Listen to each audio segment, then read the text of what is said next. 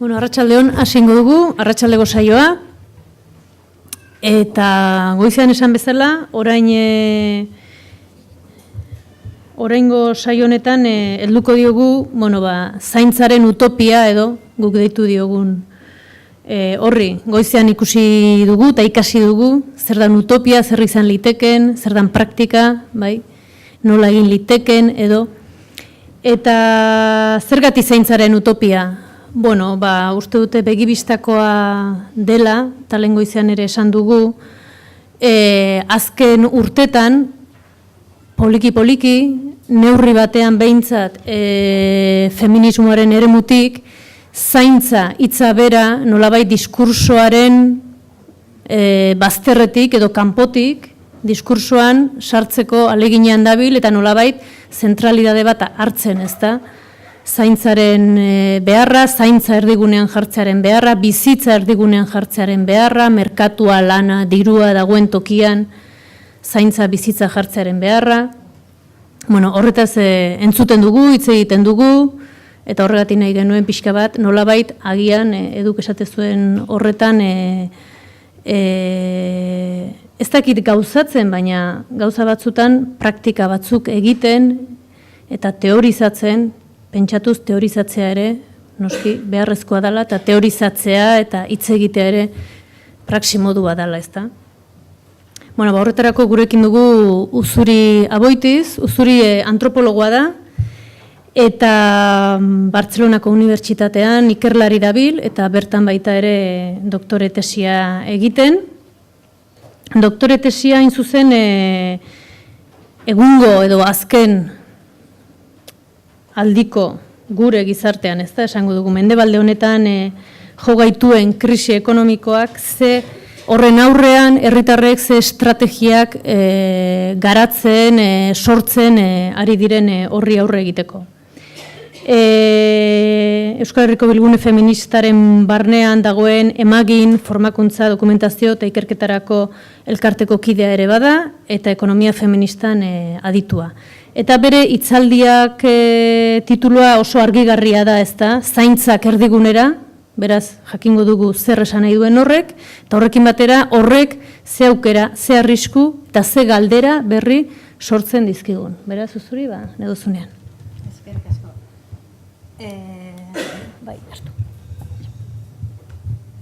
Entzuten da? Bai. Arratsaldeon guztioi, plazer bat da hemen zuekin egotea eta baita ardura bat ere, horrelako gai potolo bati eustea.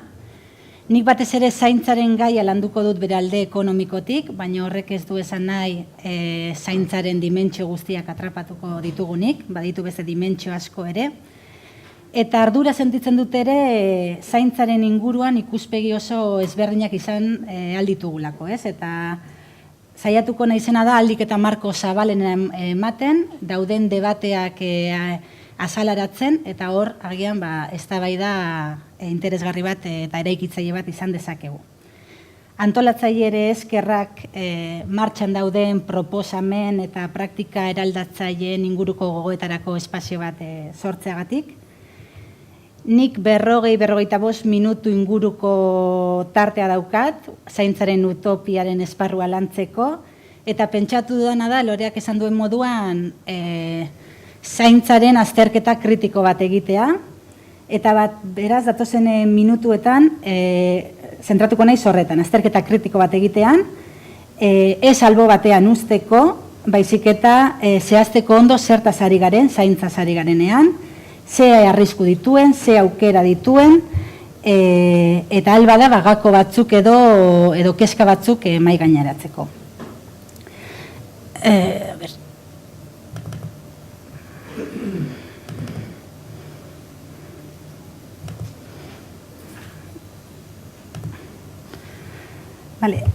Azterketa hau egiteko erabiliko ditut batez ere 3 iturri. Lehenengo iturria izango da ekonomia feministaren eta oro har teoria feministaren ekarpenak. Eta hor uste dut oso zorionekoa garela, Euskal Herriko mugimendu feministak Euskal Herriko txoko guztietan eztabaida hauek eraman ditu herririk herri, eta uste dut Euskal Herrian nahiko eztabaidatu dugula honen inguruan. Bigarren iturri bat izango da ikuspegi antropologikoa, uste dut antropologiak gako interesgarri batzuk ematen dizkigula ekonomiaren adiera zabaltzeko, eta ditugun material etnografikoak ere ohar interesgarri batzuk eman aldizkigutela zaintzaren gaia ulertzeko.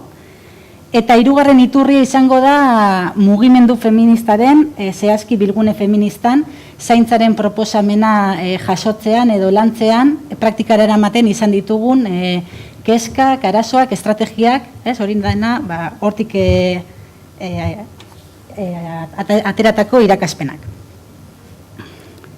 Orduan, 3 bloke nagusitan banatuko dute aurkezpena, lehenengo azterketa analitiko bat egingo dut zaintzaren inguruan, ez dut jendartearen deskribapen empiriko bat egingo, baizik eta pentsamendu ekonomiko feministaren garapen bat azalduko dut, zertaz ari gara zaintzaz ari garenean, guztio gauza berdinetaz ari gara, ze ikuspegi ezberdin daude, eta horretarako egingo dudana da zaintzaren ikuspegi historiko bat planteatu edo genealogi antzerako zerbait. Bigarren puntua izango da aukeretaz eta arriskuetaz hitz egitea, batzuetaz, ez guztietaz, eta amaituko dut nire ustez zaintzaren utopia garatzeko begibistatik galdu ezin ditugun hainbat gako edo hainbat kontu mahai gaineratzen. Gaur egun Euskal Herriko mugimendu feministan ardatz edo lan hildo nagusienetako bat zaintzarena dela esango nuke, kasik indarkeri matxistaren parez dagoena. Azken urteetan ikusgarritasun dezente hartu duen proposamena da, ikusi besterik ez dago martxoa 8ko grebaren kasua adibidez, baina egia da ere gurean zaintzaren problematika aspaldidanik maingaineratu izan den kontua dela, eta hainbat talde feministek ja aurretiaz ere egin dutena. Agian ezagunena izango da 93an Euskadiko Asanblada Feministak egiten duen kanpaina mugimendu antimilitaristan oinarrituz, eta esaten duenean derrigorrezko familia zerbitzuari intsumizioa, aldarrikatzen duenean. Zaintza oso esparru emankorra da, sistema ekonomikoaren bestelako funtzionamendu bat biztaratzeko gakoak eman dizkigu, eta bertatik proposamen eraldatzaileak egiteko aukerak eman dizkigu, baina egia da ere oso adiera nazgarria suertatu zaigula askotan, prozesu edo adiera berdinarekin prozesu oso ezberdinak azaldu nahi izan ditugula, eta batzutan kontzeptu hutsal bat bihurtzeko arriskutan egon garela edo egoten garela.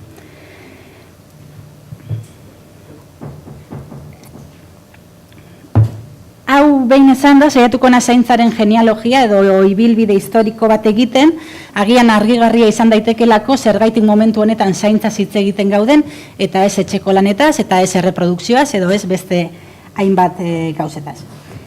Zaintzak esan dudan bezala, pentsamendu ekonomiko feministaren garapen badira, etxeko lanetaz hitz egiten hasi ginen, erreprodukzioaz edo erreprodukzio lanetaz jardun genuen ondoren, eta orain zaintzaz hitz egiten dugu. Saiatuko naiz hau oso modu simplean egiten eta autore eta olako oso gauzasko sartu gabe. 60-70 hamarkadan etxeko lanetaz edo etxeko lanetan jarri genituen jo puntuan, eta etxeko lanetan kokatu genuen emakumeon zapalkuntzaren oinarri materialak. Oro har, momentu horretan etxeko lanak ulertzen genituen oso modu simplean esan da, autokontsumora bideratutako ondasunen eta zerbitzuen ekoizpena moduan. Autokontsumora bideratutako ondasunen eta zerbitzuen ekoizpena moduan.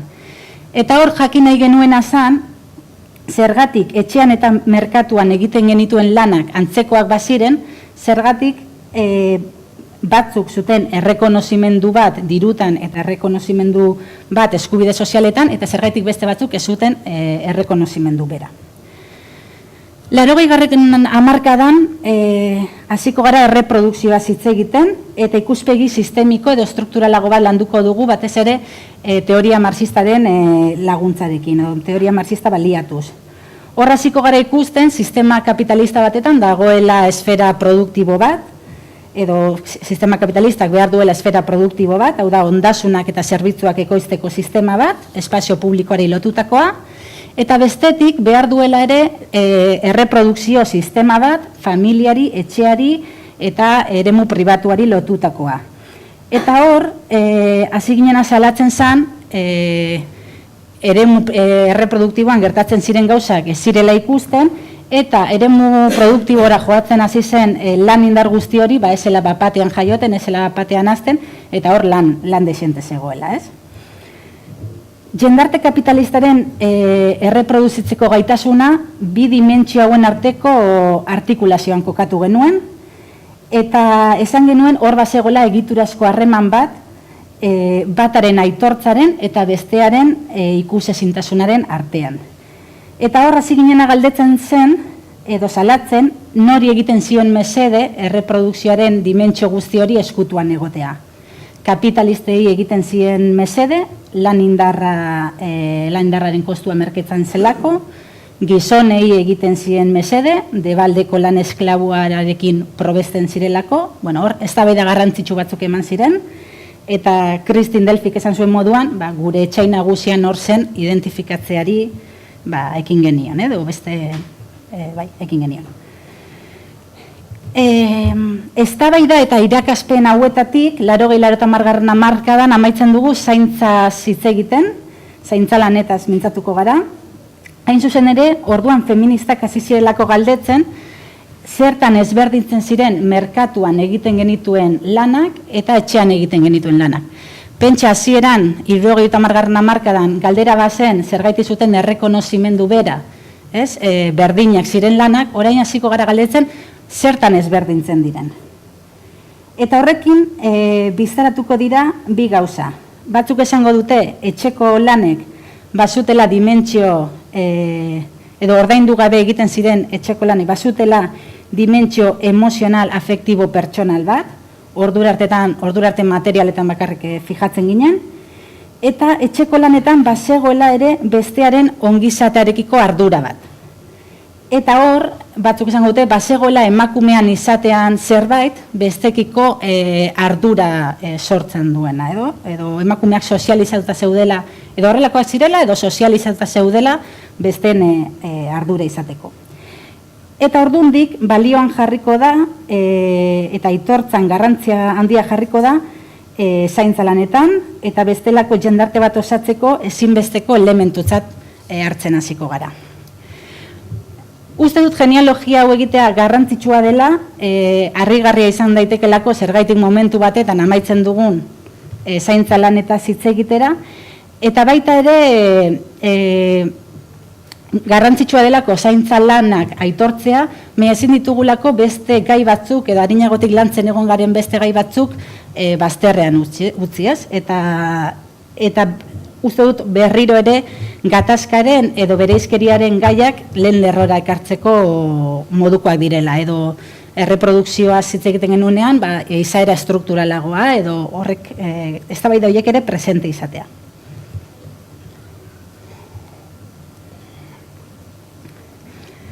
Zeri deitzen diogu gaur egun zaintzak. Gaur egun zaintzak lantzeko edo zaintzak ulertzeko bi modu nagusi egongo lirateke. Bata jardueretatik aztertzen badugu, eta beste bat motivazioetatik ikertzen badugu. Nahiko definizio onartua izan leike ondokoa. Eguneroko ongizate eta regenerazio fisiko eta emozionala posible egiten duten jarduera multzo bat. Hau da, jardueretatik pentsatzen ditugu zaintzak, eta honek barnebilduko lituzke ongizaterako baldintza materialak ziurtatzeko aleginak, gorputz eta emozioen gaineko arreta, zein askotariko gestio mentalak. Honek, definizionek edo zaintzaren ulermen honek, jada badauka bere gain eraldaketarako edo eraldaketan pentsatzeko gaitasun batzuk. Azteko, ongizatearen ideia kapitalista bat gainditzen du. Zaintzen definizio honekin esaten da ongizatea ez dela bere aberastasuna, ongizatea ez dela soldata bat izatea, ez dela kontsumo maila bat edukitzea, baizik eta ongizateak badaukala zerikusia ere afektuekin, desioarekin, denborarekin, harremanekin, estatusarekin, autonomiarekin. Bigarrenik, ekonomiaren fokoa aldatzen du, ez? Gaur egun bizitzaren sostengua hitz egiten dugunean, beti zaintza terminoetan hitz egiten dugu. Orain arte, edo momentu honera arte, egongo gara esaten sistema kapitalista dituela bi esfera, produktiboa eta reproduktiboa, eta hemendik aurrera jasiko gara bizitzaren sostengua esaten hori dela ekonomia, ez? Ekonomia dela nola sostengatzen ditugun bizitzak. Eta hori bere horretan ere oso garrantzitsua da ekonomiaren adiera asko zabaltzen duelako, eta berriz ere ekonomiaren adierari izaera politiko bat ematen diolako. Neoklasikoen ikuspegitik ekonomia esango zen zerbait teknikoa, neutroa, ez? Da orain hasi gara berriz ere, edo ikuspegi honek laguntzen du ere berriz ere ekonomiaren ikuspegi politiko bat lantzen. Eta agian zaintzek egin duten eraldaketa edo iruditeria berri baten proposamen berri bat izan alda zaurgarritasunarena eta interdependentziarena. Zaintzak badira eguneroko ongizatea edo erregenerazio fisiko eta emozionala posible egiten duten jarduera multzo bat, esaten ari garena da gorputzak zaurgarriak direla eta gure gorputzak zaindu egin behar direla. Eta esaten ari garena da, bizitza ez dela bere horretan ematen, bizitza beti dela posibilitate bat, eta bizitza bera zaindu egin behar dela, bizitzak bere limiteak dituela. Oso errez esan da dago, baina hori berez azten bagara pentsatzen eraldaketa terminoetan, ere aitortza handi bada, denon zaurgarritasunaren inguruan, denok zaurgarria gara, baina intentsitate ezberdinetan, baina denok gara zaurgarriak. Hau ez da sektore espezifiko batzuen kontua, eta bizitza bera da, ez? Bizitza guztion bizitza bera da zaurgarria dena. Eta beraz, zaintza beti izan behar da interdependentea. Eta beraz, zaindu ere guztiok zaindu dezakegu. Denok ezin dugu berdin zaindu, denok ez ditugolako kapazitate berdinak, baina ideia honek apurtzen du guztizko autonomia eta dependentziaren figura horrekin, ez? Eta ekonomia neoklasikoan hain onartua dagoen autosufizientziaren sujetuarekin. Guzti horrekin apurtzen du, eta hasiko garen ulertzen da, pertsona guztiok badugu balio bat, zainduak ere zaintzen du modu batetan edo bestean, eta zaurgarritasuna printzipio ontologiko bat moduan mahaigaineratu behar da. Baina ere gehiago, zaintza beti da interdependentea, baina esango duguna da ekonomia bera ere beti dela interdependentea. Kontua dela, sistema kapitalista batetan interdependentzia esplotazioan kudeatzen dela, ez? Alde batetik pertsonak ez dugulako balio bera, eta bestetik ez delako onartzen guztiok zaurgarriak garela. Eta sistema kapitalista batetan zaurgarritasuna eta interdependentzia hori eskutatu egiten da eta aldala delegatu besteari pasa. Emakumetatik gizonetara, landaren mutik urbanora eta hegoaldetik iparraldera. Osatzen dira zaintza zirkuitu berriak. Zaintzak ulertzeko beste optika bat da, 80. hamarkadan arakatzen hasten garena, eta da motivazioetatik aztertzea. Ikuspegi hau oso polemikoa izango da, baina ematen dizkigu ere gako garrantzitsu batzuk. Definizio orokor bat izan alda zaintza lanak direla zaintzeko helburuekin egiten diren jarduera multzoa, oso orokorra. Badago bat pixkat zehatzagoa, eta esaten dutena da, beste jendearekiko afektuengatik edo arduragatik egiten dena da. Eta ez berehalako kontraprestazio monetario baten esperoan egindakoa. Oso diskutigarria izan alda, ez, definizio hau, baina bere gako interesgarri batzuk ere ematen ditu. Hasi ginenan pentsatzen zertan ezberdintzen ziren ordaindu gabeko lanak edo zaintza lan batzuk ez daudenak merkaturatuta, hori baliatu genuen pentsatzeko bazirela bi dimentsio ezberdin, bat zaintzaren dimentsioa eta beste bat sistema kapitalista baten logika, ez? Eta sistema kapitalista eta hor deskubritu duguna zen, sistema kapitalistaren logika zela akumulazioaren logika, ez zena ezer berria, baina permititu gintuen beste optika batetik ikustea. Hau da, gauzak ez dira egiten norbaitek behar dituelako, edo behar izan batzuk asetzeko, noski behar izan batzuk asetzen direla ere, baina azken helburua irabazi monetario edo errentagarritasun bat da. Ekoiztu ditzazkegu jendeak behar dituen gauza eta zerbitzuak, baina soilik interesatzen zaizkigu errentagarriak diren heinean. Eta hor zer salatu genuen ikuspegi feminista batetik, sistema kapitalista batetan bizitza beti bitarteko bat baino ez dela izango. Eta hor, hasi ginen plazaratzen, bazegoela gure jendartean egiturazko gatazka bat izango zana bizitza ala kapitalarena. Hau da, adibideak ere asko jarri daitezke, ez? Baina ibai bat kutsatzea garbiagoa suertatzen bada, ibai bat garbi mantentzea baino, argi dago kapitalaren logikaren barruan ze bide hartuko dugun.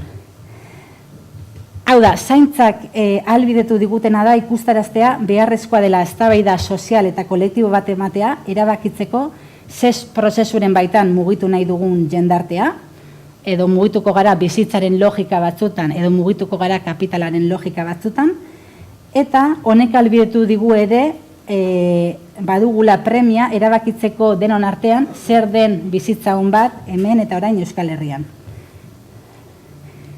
Azkenean ematen ari da transformazio bat. Zaintzat, hasi baginen zaintzak eremu espezifiko bat moduan lantzen, amaituko dugu zaintzak sistema ekonomiko oso bat lantzeko optika moduan hartzen, ez? Eta horrek Euskal Herrian izan ditu eragin dexente. Da oso entzutetsuak dira, mugimendu feministatik kanpo ere, bizitza da hundiena dinamika, edo alternatiben herrian ere bizitzala kapitala kanpaina nola plazaratu zen, ez? Uste dut, bero jartzunak izaten ari dela.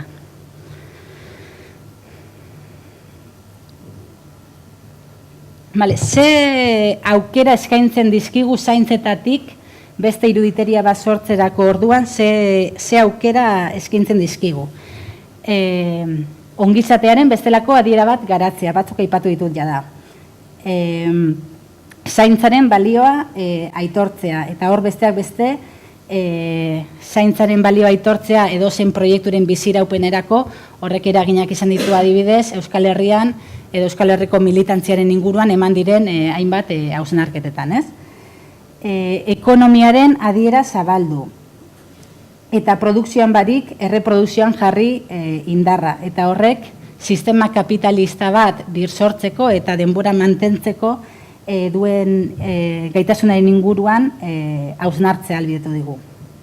Sistema kapitalistaren oinarri sexuatua biztaratzea ahalbidetu digu ere, eta emakumeok eta gizonak daukagun posizio ezberdinari eta desorekari aurre egiteko tresna garrantzitsu bat izan da. Bizitza kapitala gatazkari heldu, eta hor salatu gainerako instituzioek ze paper izan beharko luketen. Bizitzan kokatu dugu gatazka, eta hor politikaren mugak zabaltzea ahalbidetu digu. Bilgunen esaten dugu, ez, bizitza bihurtu dugula gure gudu zelaia, eta azken muturreraino eraman behar zala feminismotik aspaldian esaten ari garena, ez? Pertsonala dena politikoa dela, ez? Eta zaintzaren teoria guztionek hori permititu gaitu. Gatazka zabaldu dugula espazio intimoetatik, kolektiboetara, eta hainbat dimentsio ezberdinetan. Honek aldi berean posibilitatu gaitu ere borroka bera demokratizatzera. Hau da, bizitzatik gatazka antolatzeak borroka bera demokratizatzera eraman gaitu guztiok sujeto politiko bihurtuz. Eta hor oso garrantzitsua izan da gure arteko desorekak identifikatzea eta izendatzea, eta hortik eraikitzea. Eta hor ditugun eta gure arteko bereizkeriak sortako urgentziei ere heltzea. Zaintzen utopia batek ere aukerak ematen ditu adibidez, merkatutik eratorriko ez den herritartasun bat garatzera, edo bentsat zalantzan jartzera ea enplegua izan behar den eskubidetara, herritartasunera izango dugun sarbide bakarra. Eta horrek interpelatzen du atzerritarren legeak eta interpelatzen ditu beste hainbat proposamen ere.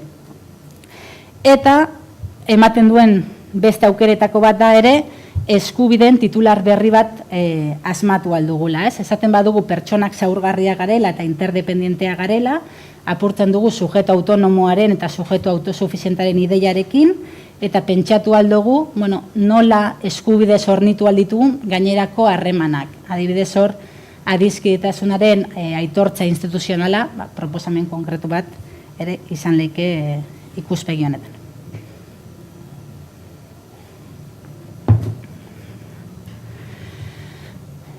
Ze arrisku izan ditzake zaintzan oinarritzeak gure aldarrikapenak. Alde batetik uste dut, askotan zaintza errekuperatzen dugula oso ikuspegi esentzialistetatik, eta oso kontzeptu zabala da, edo zabalegia da. Zaintza ari garenean badirudi ez daudela botere harremanik, badirudi kapitalismoa edo bizitzaz ari garenean kapitalismotik kanpoko leku batetaz ari garela, paraisu batetaz ari garela, eta zaintza kapitalismoan sortzen den zerbait da, orduan ez da nonbaitera heldu behar garen leku hori. Eta hor, bilgune feministan ere egindako hausnarketa bat da bizitzaren aldeko apustu erradikala egitea, ez dela letra larriz idatzitako bizitza hori aldarrikatzea, baizik eta bizitza duinen mugen inguruko posizio bat hartzea dela, ez? Hau da, ez diguzu abortatzeko eskubideak enduko, auzokide hori ez duzu etxetik kaleratuko, hau da, aurkitu behar garela berriz ere eguneroko bizitzan eta eguneroko gauza arruntenetan egikaritu behar dugula bizitzaren aldeko aldarria, ez? Eta ez bizitzaren letra larriz aldarrikatzera mugatu. Zaintzaren beste arriskuetako bat da, batzutan oso ikuspegi urbano eta mendebaldekotik eraiki dugula, eta oso ikuspegi itxia izan dugula. Horrek arazo desente sortu ditu, alde batetik, oso erraza egiten zaigu identifikatzea, janari egitea edo eta umeak zaintzea, horrek zaintza lanak direla, baina ez zaigu argi gelditzen, Peruko nekazari batek hortua ereitea hori zaintza den edo ez den zaintza, ez? Oso gure ikuspegitik lanutako zaintza diera da. Eta kontzentratu gara ere asko bizitza pertsonen bizitzetan, eta ez dugu hainbeste landu edo lantzeko daukagu gehiago bizitza bere orokortasunean, ez? Eta orduan ikuspegi ekologikoa barne bilduko duen adiera batera jo. Zaintzaren naturalizazioa ere kezkagarria izan daiteke, askotan zaintza hartu dugu kontzeptu natural eta historiko bat moduan, eta zaintza lanen antolamendu sozial hau, eta honek hartzen duen forma gaur egun produktu historiko baten emaitza da. Eta da, jendarte kapitalista liberal baten formakuntzarekin sortzen dena. Horrek ez du esan nahi, jendarte preindustrialetan lanak ez zutela genero markarik, baina beste era batetakoak ziren, eta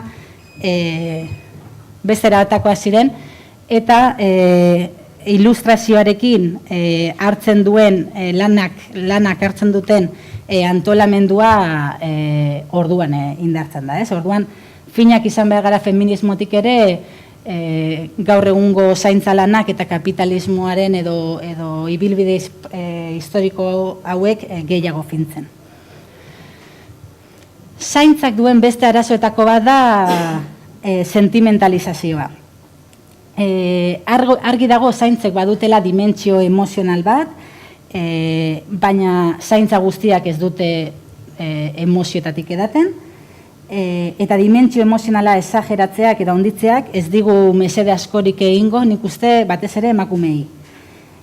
Oraindik badirudielako emakumeak pertsona edo izaki emozionalagoa garela eta pertsona emozionalagoa garen heinean prestatuagoa gaudela zaintzeko bestea.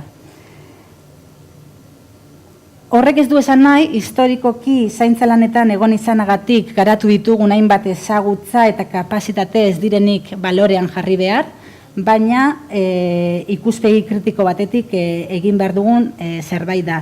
Eta niri pertsonalki adibidez asko kezkatzen hauen kontua da Euskal Herrian apegoaren, amatasunaren eta apegoaren kontuan nola lantzen dugun, zelako diskurtsoekin irtetzen garen kalera, ez? Eta hor, Nancy Shepherdek badauka etnografia oso eder bat, Brasilen, negarrigabeko heriotzaren inguruan eta apegoaren gaia lantzen du, eta salatzen digu behin eta berri zelako ikuspegi esentzialista batekin lantzen ari garen zaintza kontua.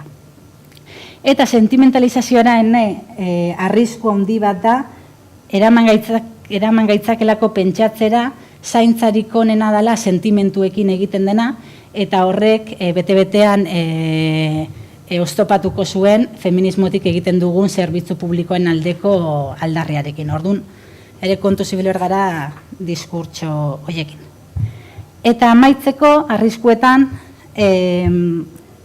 uste dut ere batzutan dikotomia faltsu edo batzuetan mugitzen garela, errealitatean ez daudela esfera produktiboa eta reproduktibo olako garbi ez direla ematen, gaur egun zaintzak merkatuan daude, etxeetan daude, komunitatean daude, orduan hor finago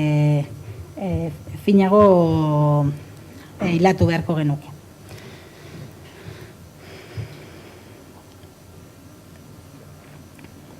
Eta honekin ja, praktikara aldaitzaile baterako gakoak, azken puntuari emango diot hasiera.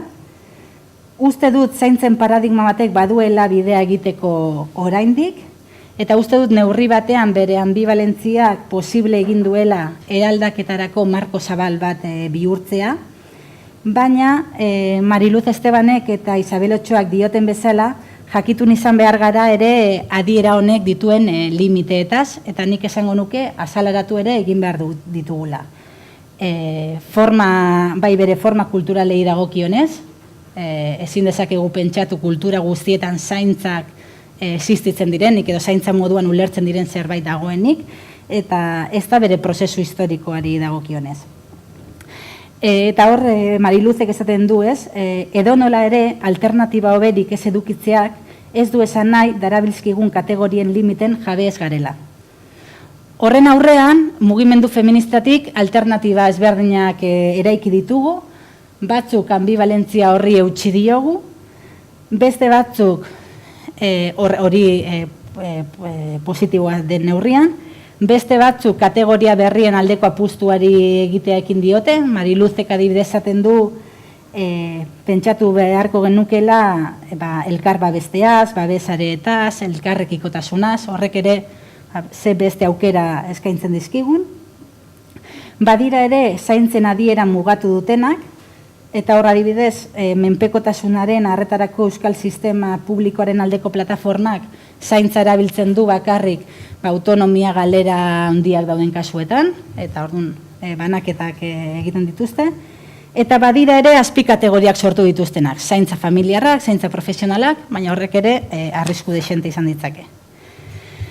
Nik uste dut zaintza paradigma eraldatzailea izatea nahi badugu, une oro gure metodo analitikoak eguneratzen egon behar garela testuingurura, eta hain zuzen ere,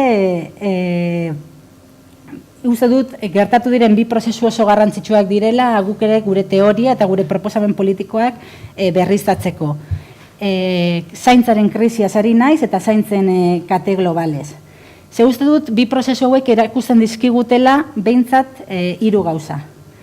Bat, ez dagoela ardura kolektibo bat bizitzaren zaintzaz arduratzen dena, eta jasaten ari garen austeritate politikek areagotu egingo dute ardura kolektibo ez hori, edo publiko ez hori. Bigarren irakaspenan nire ustez da, lotura zuzena dagoela zaintzen eta bereizkeriaren artean, hau da, txartoen dagoenak gehien zaintzen du. Eta 3. puntua da, zaintzaren kudeaketan areagotzen ari direla batez ere jatorriaren araberako hierarkiak. Hori horrela, uste dut zaintza zaintza epe luzeko paradigma eraldatzaile bat izango bada, beti ere erdigunean bereizkeria kokatu behar dugula. Oso erakargarria esan daiteke esatea gure proiektuetan edo gure politiketan pertsonak daudela erdialdean, baina pertsona guztiok ez dugu balio bera, pertsonak tamalez bereizkeria prozesua jasatzen ditugu, eta uste dut erdigunean jarri behar duguna dela bereizkeria bera, eta indarra egin horreri. Eta behin eta berriz galetu gure buruari nork zaintzen duen eta zergaitik zaintzen duen, ez? Bezelan utxik edo kontzeptu utx batean geldituko gara. Eta beraz, zaintzetaz hitz egitea, bereizkeria hitz egitea izan beharko litzatekeela. Eta uste dut ja hori Euskal Herriko mugimendu feminista egiten ari dela, ez diot ez gaudenik egiten, uste dut diskurso hori badagoela. Horregatik parean dugun erronkari erantzuteko, uste dut zaintzen ikuspegi materialista bat beharko genukeela. Nancy Fraserrek aipatzen du badirla bi bide, aitortzarena eta birbanaketarena.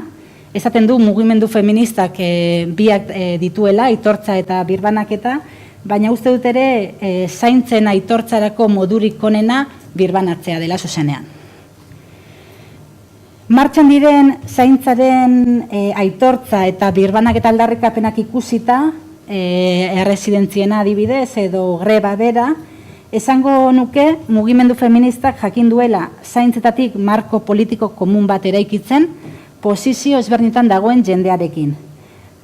Izan erresidentziako langilea, izan enplegatzailea, izan zaindu baten familiarra, izan etxeko zaintzailea. Uste dut jakin dugula zaintzen antolamenduaren eraldaketa sakonaren aldeko marko komun bat sortzen. Bakoitza bere posiziotik. Inor instrumentalizatu gabe eta aliantza eta solidaridade berriak eraikitzen.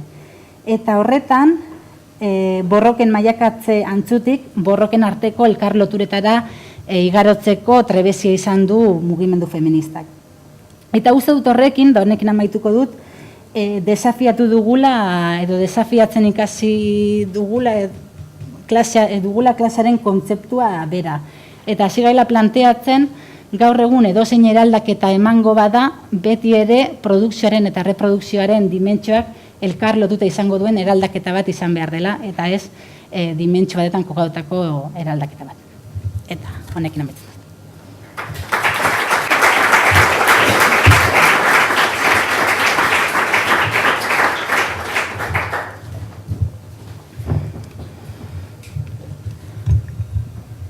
Bueno, eskerrik asko zuri, interesgarria eta sakona eta hortxe ez. Galderarik,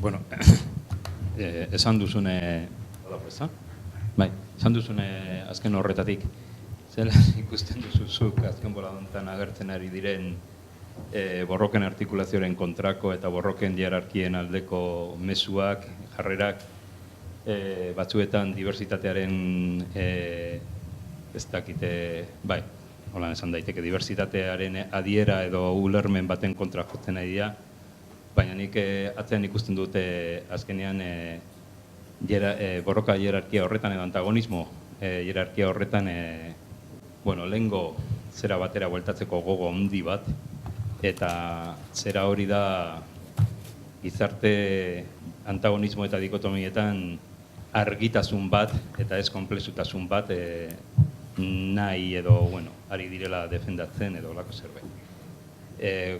Azken horretatik, esan dituzun azken bi gauza horietatik, hain zuzen, ikusten dudalako kontrako joera bat agertzen ari dela eta indartzen ari dela gero eta gehiago.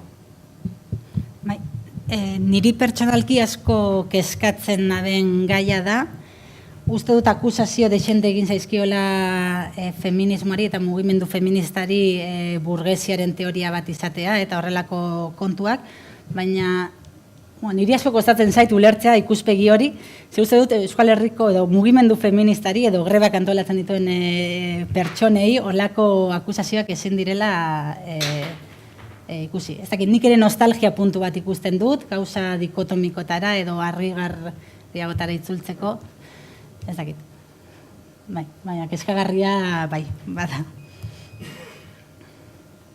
Uste dut ere, Euskal Herriko mugimendu feministak oso ondo borroken arteko elkarrolturak oso abile izan dela lotzen. Eta protagonismoak eta lidergo kolektiboagoak lantzen. Eta hori badaude beste mugimendu batzuk hori egiten dutenak, baina uste dut mugimendu feministari hori aitortu behar zaiola.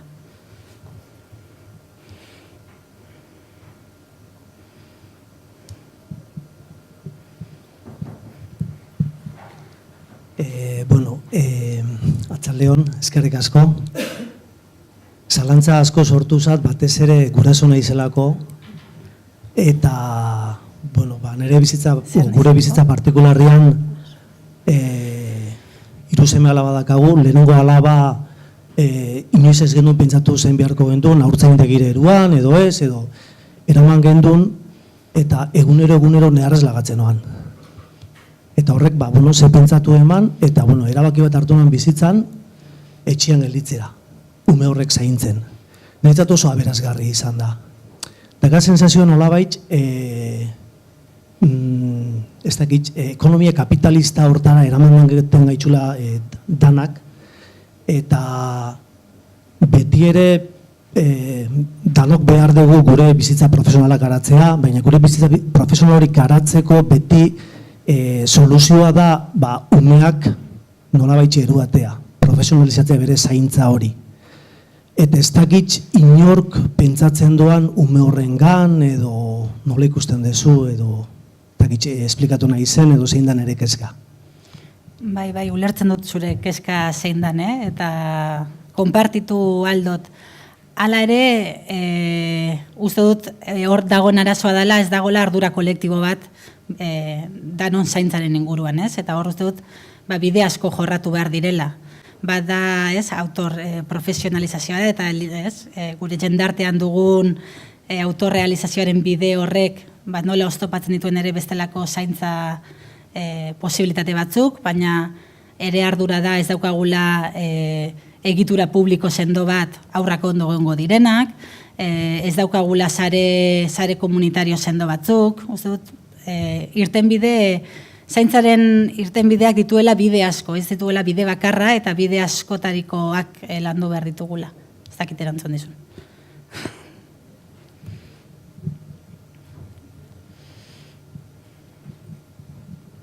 Nik galdera bat baino da, esan duzun gauza bati zerbait gehitzeko edo egian da nire keska, ez da, sentimentalismoari buruz hitz egin duzunean, ez, aipatu duzuna izan da, hor galdu, ez horren baitan galdu daitekela zerbitzu publikoen aldeko aldarrikapena, eta nire ustez ere galdu daiteke beste historia bat dela, batzutan sendimendu asko daudenean txantajea berehala jartzen dela martzan, ez? Eta orduan norbaitek asko maite zaituelako, horrek ez du bermatzen ondo zainduko zaituenik, ez da gutxiago ere, ez? Eta orduan beti ez badagoela ideia hori, ez dakit, ez, afekto mota bat eta zaintza batera doazela, eta bakigu ezenbait plataformetatik justu aldarrikatzen ari dena dela kontrakoa, ez, nahi ditugu laguntzaile pertsonal profesionalak, bakigulako, hoiekin izango ditugun harremanetan, txantajeak ez duela lekurik izango, ez, orduan,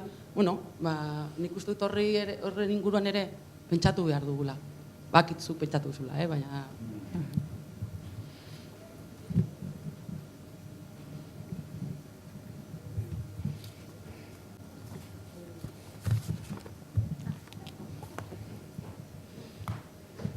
Neri sortzen zaidan galdera da zaintza, bizitzaren zaintza. Badaukagu erdian, edo, erdian, esango nuke, zerdik gero hor zalantzan jarri duzu, lana, kanpoko lana, ikustetzala, kanpoko lana, dan persona egiten gaituena edo laguntzen diguna gere burua garatzen. Lanaren, kanpoko lan horren beste alako antolaketa batek ordutegiak eta orduko purua ez luteke eragin handia izango zainketa horietan. Osea, hor ez dago beste arlo bat pendiente daukaguna. Ez dakit nola planteatzen den hori. Enpleguaz, sabiz? Bai, enplegua eta enpleguaren 8 orduko lana behar aldu izan. Eta emakumentzako behar aldu izan. A ber, eta ze ordutegi, eta noren interesen arabera, enpresarena, edo eta beste helburu batzu. Hori da, ez? Beste logika batzuetan mugituko baginak edo beste prozesu batzuk leheneztuko bagenitu, zaintzaren utopia horrek eraldatu beharko luke sistema ekonomiko guztia, ez? Eta horrek planteatu beharko genuke zenbat ordu egiten ditugun lan esfera produktibo batetan, baina bai planteatu beharko genuke gure lan eremua bizigarriagoa bihurtzen eta zaintzarako espazioak sortzen lan eremuetan ere agian edo bueno, bai, eraldaketa sakon bat sortu beharko.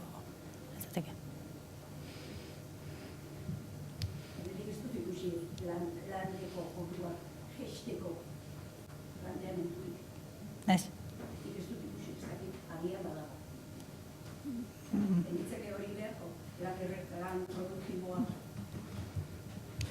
Bai, ados nago, baina ez hori bakarren ikusten dut bide askotan egin beharreko aldaketa dela, baina bai guztiz ados. Nik uste dut daukan hona da bide horri asko egin daitezkela.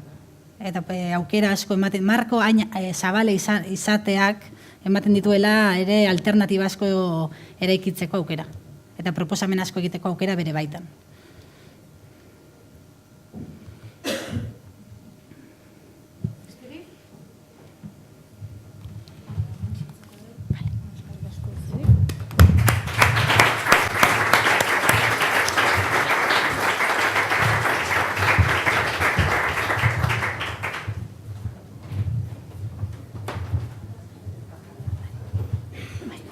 Bueno, gatxe.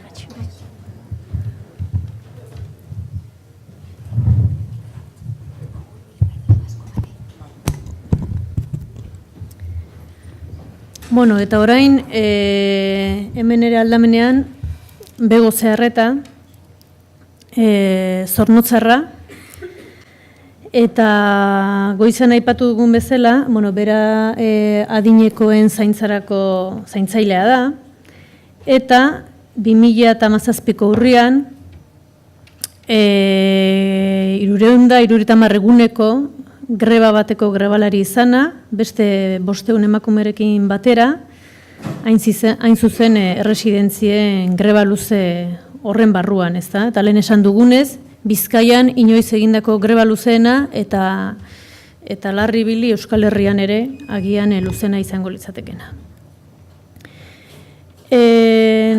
Bueno, zuri hizketan ari zela,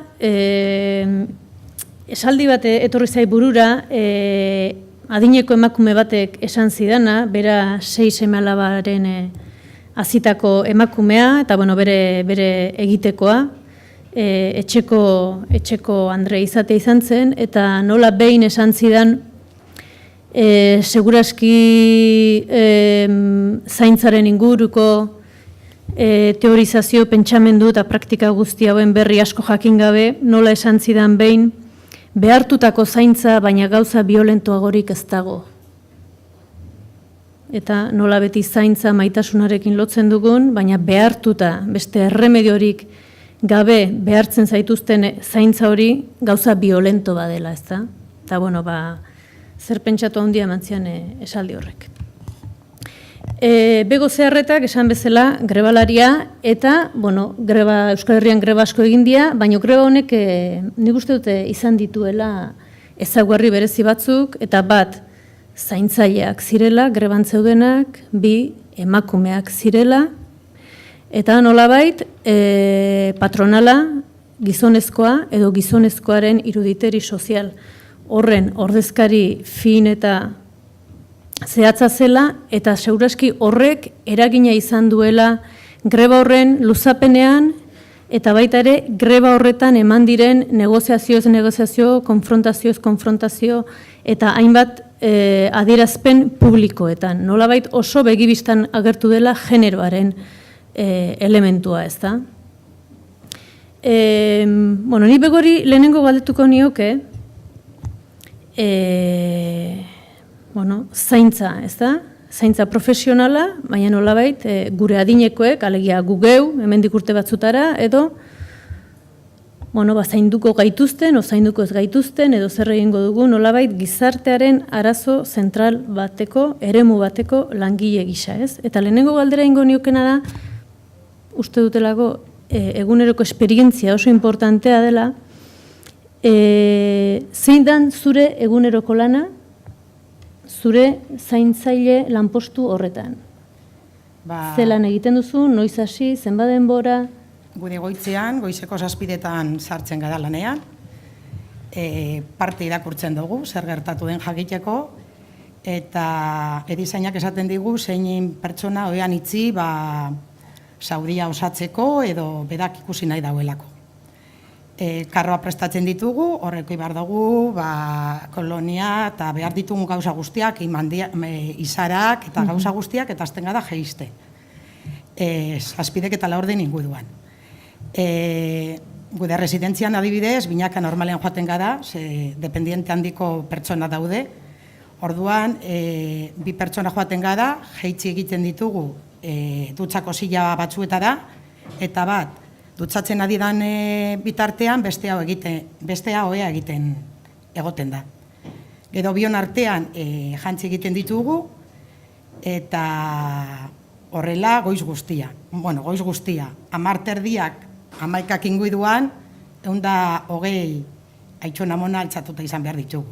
Horretarako 12 pertsona egoten gara. Gude lana fizikoki bakarrik ez da, zeren eta jakin behar dituzu pertsona bakoitzan pautak. Adibidez, aginak, sonotoneak, gerrikoak, edaman behar dituzten gauza guztiak. Inkluso familiar batek nahi du bere zenitartekoa, painelua, sorbaldatik edoatea, eta horre gauza guztiak, azkenean buruan dara matxazu. 10:30 ingidu, 11:30 ingidu, altxatuta egon behar dira. Altxatuta daudenean, bakoitza bete saletara joaten da, eta han armosuak janda dagozanak, atera itzen doguz, eta deskantzatze dagoaz. 20 minutuko deskantzua daukagu, eta gero deskantzutik sartzen gadenean ere, azten gara pardelak aldatzen. Lehenengo jekidanari, azten gara pardela aldatzen, edo txizasko egiten duenari. Azkenean ezagutzuten dozuz, eta orduen badakizu zein sartu behar dozun, bata bestea baino badina. Hori egiteko momentu batean hiru gaude, baina 11:30 inguruan sumoak emoteko bat urtetan da, eta besterik jarraitzen dugu pardelak aldatzen. 11:00-tik 12:30 inguru gagoz komunetara sartzen aitxona monak. Zeren eta 12:30 bezkaltze da sartu behar dira. Batzuk bakarrik sartzen dira, baina beste askok gurpildun zila daukatenez guk edan behar ditugu.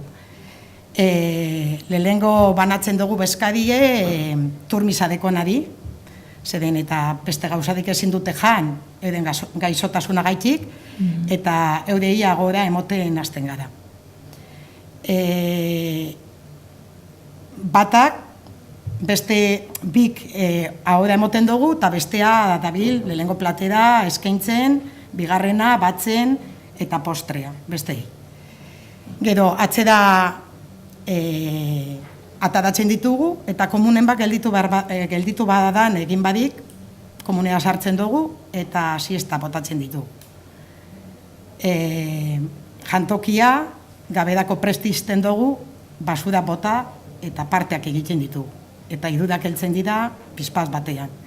Egi esan pertsona dira, egun guztiak ez dira berdina, egon lehike ez kakastuta, burua ondo daukatenak ere oiturak dituzte eta nahi dituzte, eurek oiturak jarraitzea, edo jantzi bat ezaie gustatzen eta aldatu egin behar duzu, eta horre denpora ematen dizu. Gutxi gora bera, 16 pertsona altzatzen ditugu, eta 16 pertsona dekin 2 minutu berandoago basoa zen, ordu erdi gehiago da. Eta azkenean, pertsona dira, baina kate bat da. Eta nire ustez, zaintza eta denbora ez litzateke ez lotuta egon behar. Azkenean, basiko ematen dizkiozue, baina ni orain dela 9 urte hasi nintzen mundu honetan, eta lehengotan pentsatzen nuen ez nahuela aguantatuko. Zeren eta lan gogorra da, eta askotan esaten dozu, pertsona batekin ibiliko banintz,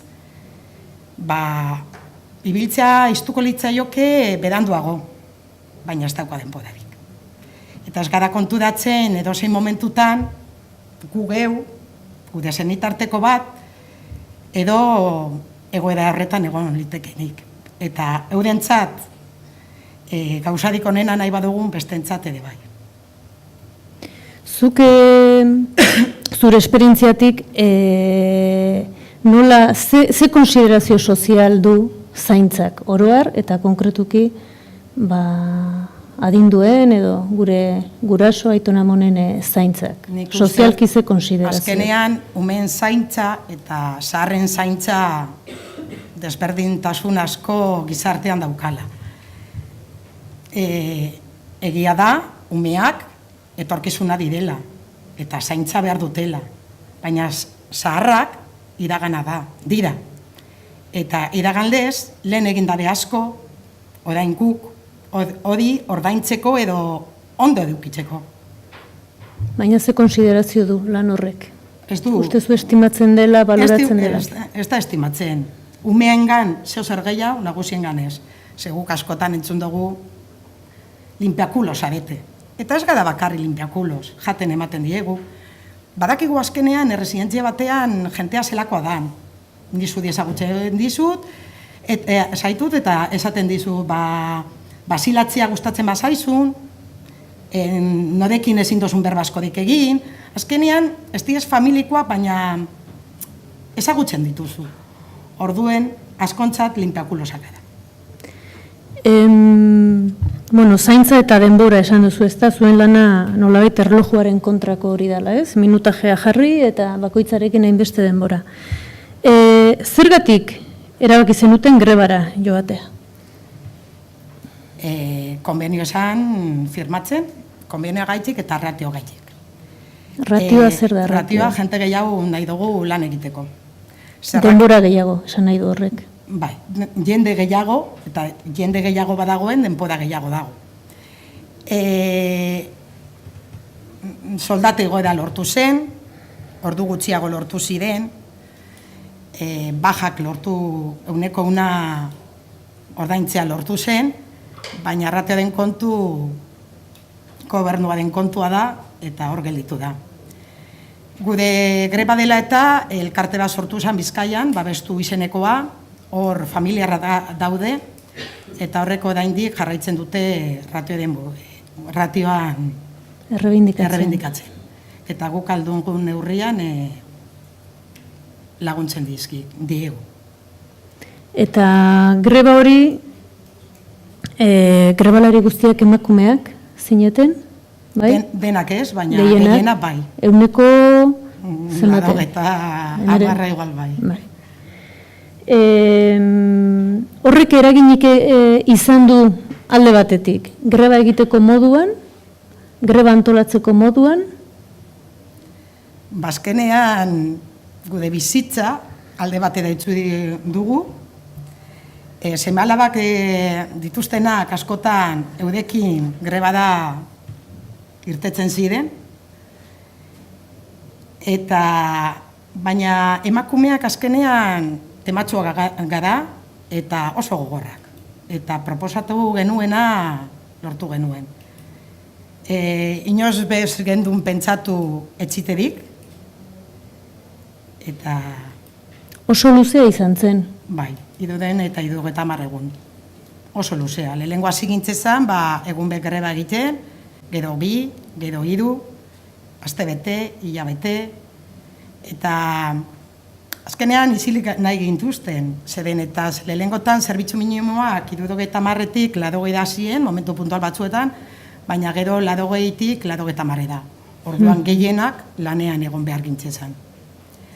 eta horregaitik. Izili nahi gintuzte, baina azkenean agenda eginda geneukan. Lanean ez bagintzazen ibiltzen, kalean geunden. Sinadura batzen, pankartak ipintzen, karpa egiten, lo egiten, bizitza arrunta alde batera utzita. Eta negoziazio horietan, edo grebaren negoziazio prozesu horretan, uste duzu eragina izan dula hainbeste luzatzeak eta behar bada komunikabidetan ikusi ditugun hainbat jarrera patronalaren aldetik esango dugu, eragina izan dula emakumeak gehiengoan edo, emakumeak izatearena, gizonezkoen greba bat balitz diferente izango litzateke, hartua? Entzun genuen, emakumeen soldata, gizonaren soldata handitzeko dela. Beraz, ez dela soldata importante bat. Eta gaur egun hori pentsatzea, zeren eta gizonak bere soldata dauka, eta emakumeak bere soldata dauka. Ni adibidez, eskongabea naiz, besteko gizonek. Zeinen soldata handituko dut. Eurena?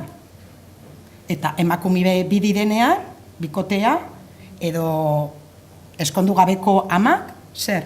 Edo bananduta dago zanak. Bakoitza bere soldata dauka, ez da? Berak egiten duena gaitik ordaintzen diote. Baina, ez da? Gizonak berea eukiko du. Baita entzun dugu emakumeak garenez manipulatuak izen gadela. Eta hori ez da egia. Guk elan asambladak egiten genituen, eta guk botoak ematen genituen, eta beti irtetzen zen, greba jarraitu. Azkenean, oraingoan etzi izan bagenun, zer gertatuko zen. Urrengokoan, konbenio kolektiboa, estatala, zer, hasita bertan bera utzi, ez, jarraitu behar zen. Eta esaldi bat dago, ezina, ekinaz egina. Eta hori horrela da. Greban zinetela, ze apoio sozial sentitu zenuten, o nola sentitu zenuten, jendeak zer esaten zizuten, aldeko, kontrako? Kalean geundenean askok eta askok esaten ziguten, aurrera ekiteko, ez etxitzeko.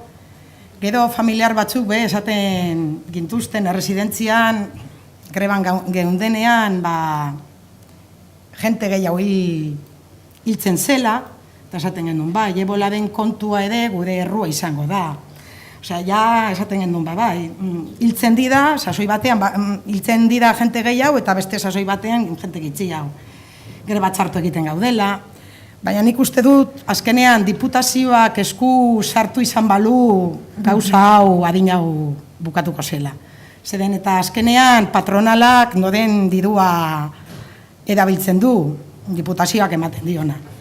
Baina azkenean negozio hutsa da.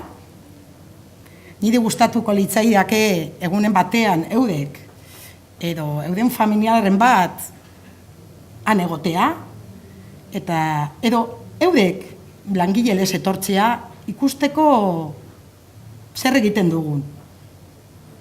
Azkenean ez gara bakarri limpiakulosak.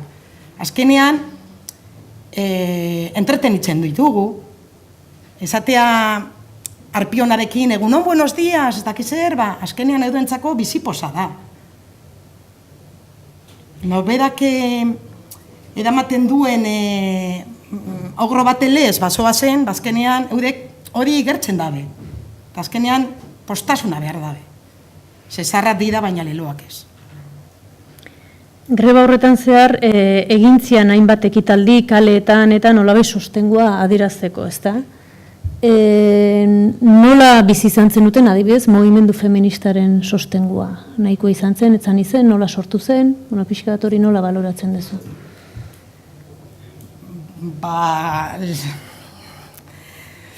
Lehenengotan ikuste dut, pentsaten zutela udekin ezoa kontua. Baina azkenean greba arrun bat ez dala konturatu zidan eta gehienak emakumeak ginala eta gure eskubideak eskatzen genituela. Eta gero apurka euren laguntza izan dugu. Esan izan da greba hau, greba laboral bat izan dela, baita ere nolabait greba sozial bat, edo nolabait, hori ez, zaintzaren gaia jarri dula nolabait atentzioa emateko gune batean, edo uste duzu horrela dela, greba hau edo greba honen ondorioz edo zaintzaz Bai, nik uste dut gehiago sozializatu dela. Garrantzi handiagoa emoten zaiola, baina behar den guztia ez. Ze azkenean zaintza gure bizimoduan esparru guztian dago. Osea, umean zaintza, familia arteko zaintza, zarren zaintza, osea, naiz eta lanbide batez izan, etxean, zaintza denbora guztian dago. Eta azkenean, ondo zaintzeko zaintzailea zaindu egin behar da. Naiz etxean, naiz lanean. Esan izan da baita ere greba feminista bat izan dela. Zuen buruak ikusi dituzue bi urteko greba prozesu honetan aldatzen, praktika diferenteak egiten. Esan nahi dut, greba hasi aurreko bego zeharreta eta greba ukatutako bego zeharreta berdina da, zer ikasi duzu, adibidez feminismoaren edo zure posizioaren, zuen posizioaren inguruan. Ni beti pentsatu izan dut, gizona zein emakumea berdina garela. Gizonak gu baino indar gehiago eukiko dutela, baina guk umeak eukiteko edo gaitasuna daukagula. Hori ezberdintasuna bakarri dagoela.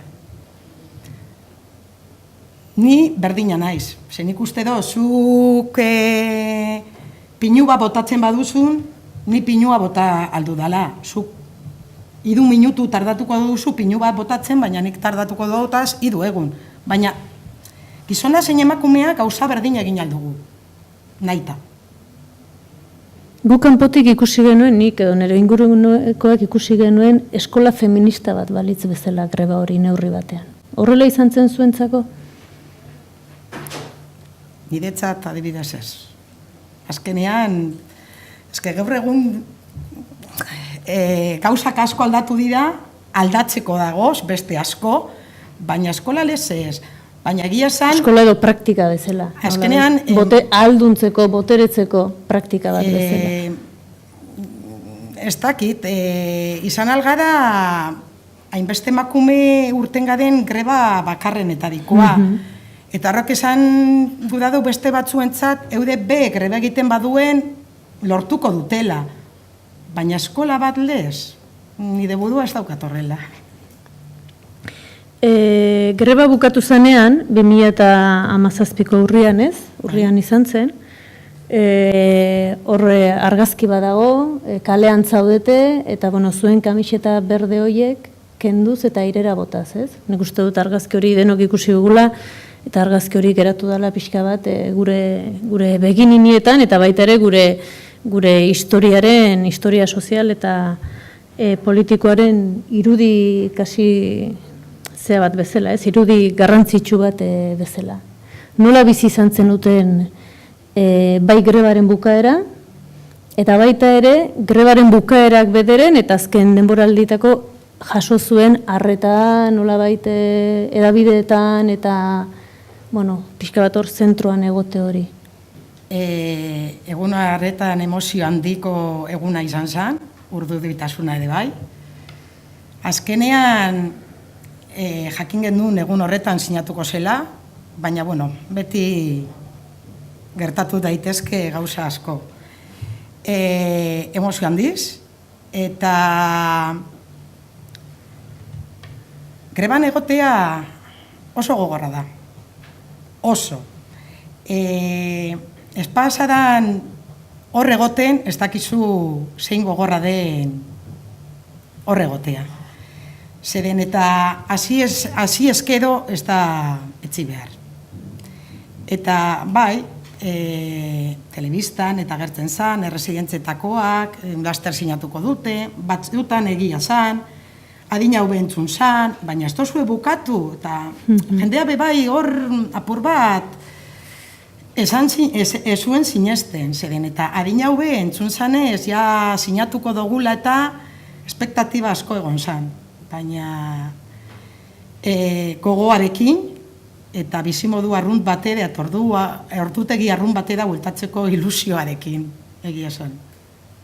Zer da greba baten gauzari gogorrena, greba horren gauzari gogorrena? Zer esango zenuke? Ez duzu ordutegirik. Personalki. Ez duzu ordutegirik. Zeren eta gaur adibidez lan edaz oiez. Bier, zerbitzu minimoak ezada joan behar egiten. Orduen, arratsaldeko 7:00 joan behar zada, Arriagara. Urrengo gunean, kartela banatu behar dituzu.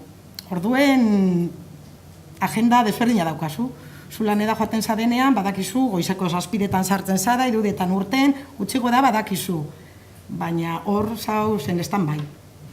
Eta zer lortuko da, noiztan lortuko zalantza horrek? Eta nik ez nuen pentsatuko inoiz, hain luzea izango zenik. Eskotan decepzioa dinozu, oraindik, baina beti dago bat ama, venga, lortuko dugu, eta horrengokoan bera egongo da ahul, eta norberak esango dio, venga, lortuko dugu, apur bat gehiago, eta holan, bata bestea dengan, indarrak ematen. Nola baloratuko zenuke, hau, ela sindikatuak nolabait lagundutako greba bat izan zen, ez da? Baina, hor zaudete emakume langile grebalariak, eta gero sindikatu bat, neurri batean egituratutako erakunde bat, ez? Nola izan zen elkarlana, nola funtzionatzen du horrek, azkenean iristeko... Ela gabe, sekula eskintzezan egongo hainbeste denbora greba, zeren eta erresistentzia kutsa derrigorrezkoa da, ze lan gabe eta soldata gabe ezin da bizi. Orduan, horri esker, hainbeste denbora egon gara. Gainera haudek, esperientzia gaitik eta pauta batzuk emoten zizkiguten, badibidez, bilera egingo dugu, jarraituko dugu greba egiten, ez dugu jarraituko, zelan egin aldogu, orain kartela banandu, gero atentzioa deitzeko akampada bat egingo dugu. Azkenean, eudek izan ziren antolatzen zutenak, getxigo da gauzak, baina guk esan da baietz. Esan da, manipulatu egiten gintuztela helakoak, eta hori ez da egia. Ez da egia. Greba luzatu da, ez dalako sinatua ginago. Ez manipulatuak eta ez da ezer gaitik. Baizik eta sinatu behar zan, eta sinartu arte, eta oraindik sinatu badik egon bazan, oraindik greban jarraituko genuke. Greba bukatu eta lanera bueltatzea nolakoa izan zen? Adibidez zure kasuan zure erresidentzien denek ez zuten greba egin, ez da? Ez azkenean residentzietan eventual asko dago. Horrek beste da batera laguntzen ziguten, baina, klaro, eventual dagoena greba da badoan urrengokoan ez die deitzen. Orduen horrek ez ziren joan. Beti dago batan bat, batzen deusenak besteak lortutakoak, baina gehienok bai. Bueltatzea, azkenean zerbitzu minimoak handiak ziren, esan dutan lez, 180 jan orduetan, orduan gehienetan angeunden, onke sea momentu puntual batzuk. Gero, egunero, greban permisioagoak edo zidan, gauzak hain ondo ez eginda esan ezer gertatzen, baina gero bueltatze dakoan, hau mubitzeak emetiko nabe, bronka dauka. Errepresalialez. Badago orduan nolabait zigortu... Bai, azkenean... Zigorra jasotzen da greba egin izanagatik, ez? Eta saiatzen gara, beti apur bat, lana apur bat hobeago egiten. Edo akatzak ez egiten, akatz bat gudean, zintudoi bat, aitonamon bateri, espadiosun ipintzen, akatzan dia da. Horren erruegaitzi jauzileike eta faltan dia da. Horregaitik pertsonak dira, ez gagoz piezak egiten, pertsonakin gaude. Eta, lorpen handia izan zen grebarena, eta zuen eskakizunak ere bai, baina hasieran esan duzun bezala, ratioarena etzen ikutu, ez da? Ez. Eta hori da, behar bada, pixka bat muñeko edo funtsezko dan gauza bat, ez Hori da, da, denbora eta zaintza. Hori da, gelditu zaigun puntu oso garrantzitsu bat, ez duguna lortu, ia babestuk eta guk edo zeo zer lortzen dugun. Ezke azkenean ratioak kontatzen dira gizarte laguntzailea, fisioterapeuta, medikua, sendagilea, animadora, baina horre guztiak, asteburuetan, aste santuan, ez daude. Osea, asteburuetan, jente gitxiagok egiten du lan. Barratioak hortik hasi daitezela. Bai, edizaina bat daude, baina bi egon beharrekoan turno bakoitzean bat, eta ausiliarra berdina gara. Orduan, ratioak hortik hasi behar dira. Bestea beharrezkoak dira, nik ez dut esaten hori, baina azkenean eguneroko gauzak nork egiten ditu, ausiliarrak, jaten emon, jantzi, pardelak aldatu, beste guztiak ondo daude, baina gehien behar direnak ausiliarra dira. Bai, atentzioa eman ditu zurik ere zaintzarekin denbora ere aipatu duzula, ez? Eta ematen du ez dela kasualidadea zuzen, ratioak ezin ikutu hori, ez? Nolabait sistemaren... Gobernuak orain dela 20 urte ipini zituen ratio horiek, baina erresidentzieta da joaten dena gaur egun dependiente handia da normalean. Eta dependientea zenbat eta gehiago izan, denbora gehiago behar duzu. Eta hori ez da mugitu 20 urteetan. Eudek egon beharko litzateke zor ikusteko. Nik beti esaten dut, eudek. Bueno, inork nahi du galderaren bat egin begori edo hau esezien, nik nitun galderak. Ez bakar bakarrik, ratioa zenbatekoa dan eta zenbatekoa litzateken egokia. Ez dakit, lehen esaten zen 8 pertsona bakoitzeko. Guk adibidez... Zaintzaile bat 8 pertsona. 8 pertsonako. Baina adibidez gude residentzian binaka joaten gara geizten. Eta bik daukagu 16 pertsona altzatzeko. Klaro, 8 dira, 16 edo 18, gutxi gora beda. Segun zezen baki, zein txustokatzen jatzu zen.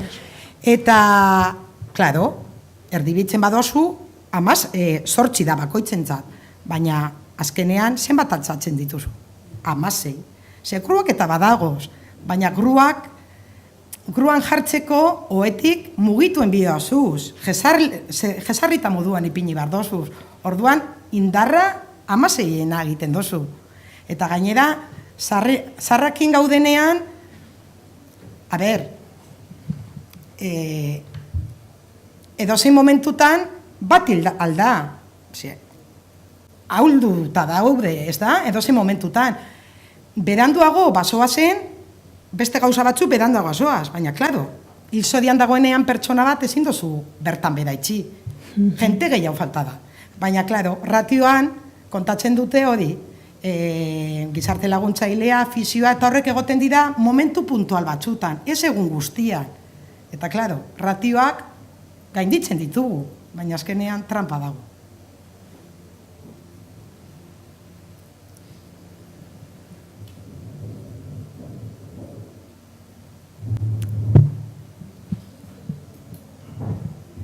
Trampa esan duzu, eta nik beste trampa bat buruz egingo nitzuke galdera. Nolabait zuen enpresa da subkontratatua, ez? Hau da, erakunde publiko batek subkontrataia egin duen enpresa bat, ez? Hori nola bizidan, hau da, nola izan zen zuek egiten zenuten indarra erakunde publikoren aurrean, eta nola zen enpresa pribatoren kontra. Guk azkenean patronalean kontra gintzezan, ez da? Baina azkenean patronalari edo enpresei nok ematen dizkio dirua, diputazioak. Baina azkenean negozio hutsa da. Diputazioak ematen dio dirua patronalai, enpresei, eta horrek zenbat eta gutxiago gastatu, oba. Orduen, negozio galanta da, gaur egun, erresidentzia asko eta asko egiten ari dira, zergaitik, negozio hutsa dalako. Zergaitik erresidentzia pribatu eta publikoetan ratioaren kontua desberdina da. publikoetan jente gehiago dago lanean. Zerbitzua berdina izan beharko litzateke. Orduan, gu nahiko nuke izatea soldata ez izan arren publikoana, jente gehiago lanean egukiteko hori da kalitatea. Eudentzat eta guretzat. Eudentzat eta guretzat da kalitatea. Azkenean negozioa da, pertsonakin negozioa.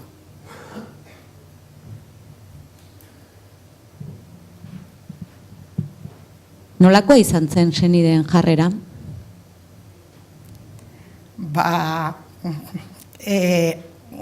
Gugaz batera oso urduri. Oso urduri, ze azkenean zude bizimodua alde batera izten duzu, eta bori. Eudek askotan ere gurekin etortzen ziren grebatara eta kalera,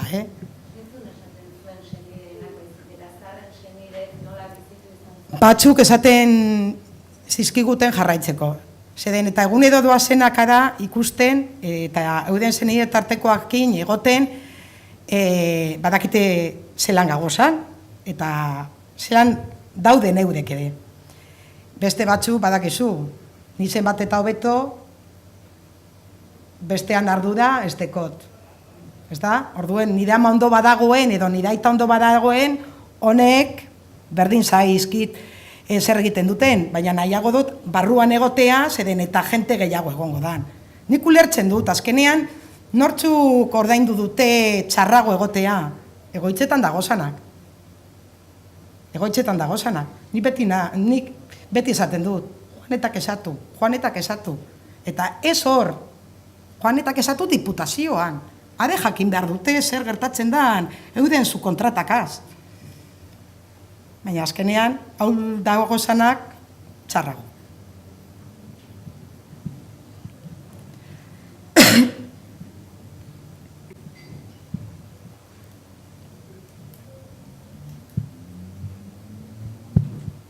Besterik? Bueno, igual hemen utziko dugu, eskerrik asko Bego, uste dute txalo bat.